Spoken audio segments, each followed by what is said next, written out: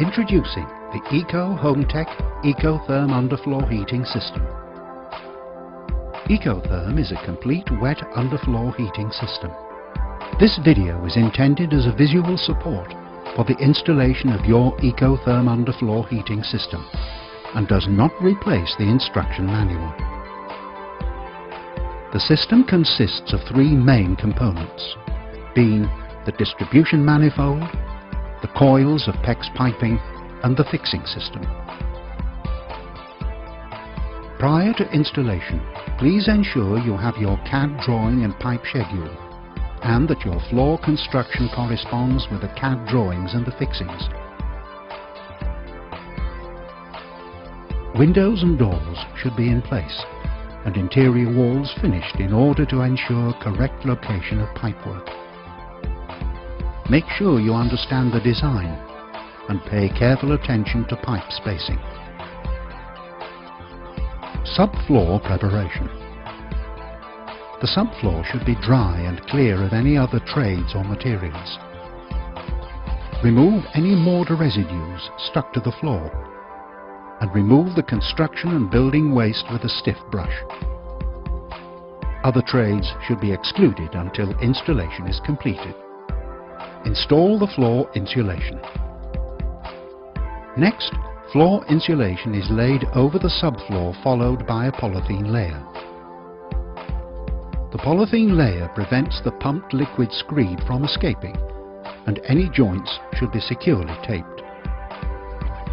Next, the edge insulation is placed around the sides of the room against all internal and external walls. Edge insulation stops heat loss through the base of walls and allows the floor to expand. Fixing the manifold. Place and install the manifold according to your CAD drawing. Generally, the manifold is mounted 600 mm above the floor and should be level. Ample space should be given to the manifold in order that the unit can be serviced in the future.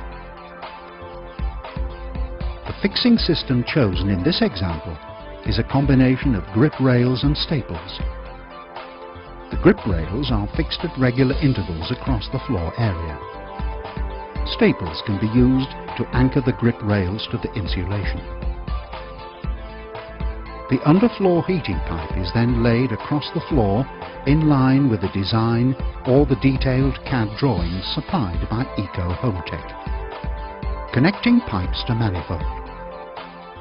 Pipes should be cut straight with a pipe cutter. Do not use a saw of any type. Slide nut and compression ring over the pipe and push hose pillar completely into the pipe. Push the hose pillar with Euro cone into the valve while holding the pipe. Keep pushing upwards until nut is tightened. Tighten nut hand tight and turn one further turn with spanner. Do not over tighten. Filling and pressurizing the system. Close the isolating valves on manifold. Connect hoses to the filling and drain point on the manifold. One hose should be connected to the mains water supply. The other should discharge to a suitable drain point. Make sure all the plastic valve caps are in the closed position by turning them clockwise. The flow meter valves, flow rail, will be closed as supplied. Next, turn on the cold water supply tap. Open valves on drain point and fill point by turning in the direction indicated on the valve. Open the first valve cap fully by turning anti-clockwise. Open flow meter valve on same circuit by the following procedure. Unclip white plastic flow meter cap from metal base with the aid of a flathead screwdriver and lift up slightly. Hold white cap over black plastic hexagonal nut so top of white cap is level with bottom of transparent section of flow meter. Turn white cap anti-clockwise, so black nut and black plastic base of flow meter valve turn with it.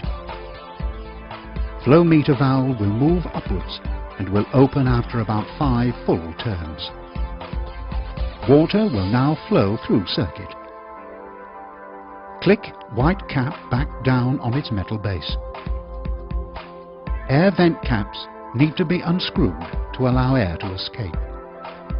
Let water flow around circuit until there is a continuous flow of water through drain pipe with no air bubbles.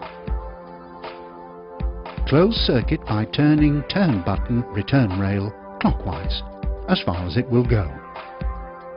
Flow of water should stop immediately. If not, there is still air left in pipe. Repeat process until all circuits are filled and vented. Once all circuits are filled and vented, open all turn buttons so that water is flowing through all circuits. Close valve on return rail drain point and let pressure build for a few seconds before closing valve on flow rail fill point. Pressurizing the system. Now that system is filled, it needs to be pressurized to 6 bar in order to test that it is completely sealed. Pressurize system to 6 bar using a Rothenberger pump or similar connected to the fill point. Leave for 10 minutes.